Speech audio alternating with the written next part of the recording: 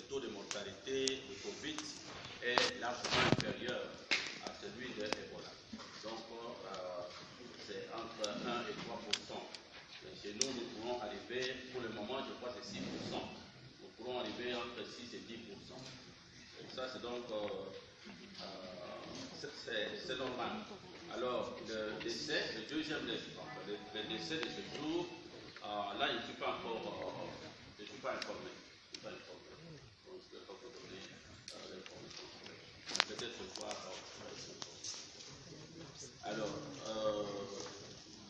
est-ce que les agents de santé sont préparés?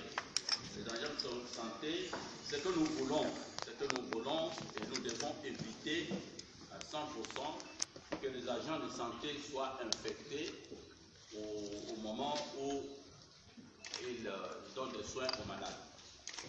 Quand les médecins sont infectés, quand l'infirmier est infecté, c'est vraiment décourageant et ça c'est un mauvais signe.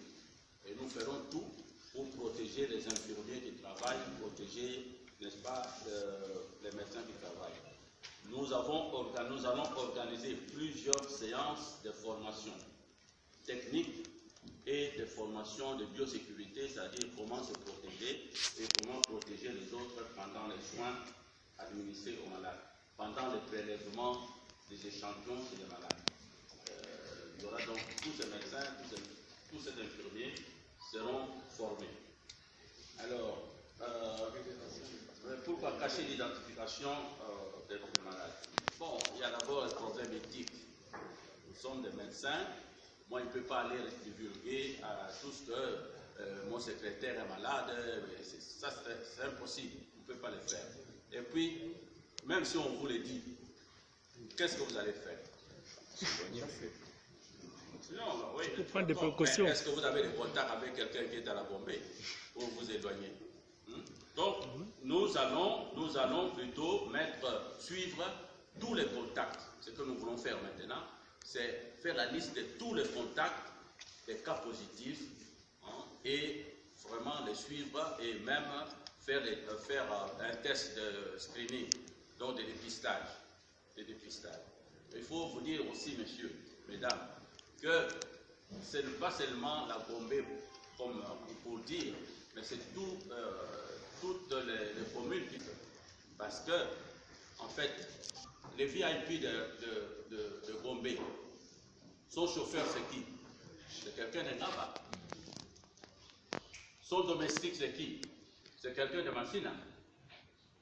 Donc, le risque est très grand. Ce qui est important pour nous, c'est vraiment d'être vigilants et de mener cette lutte ensemble. Alors, pourquoi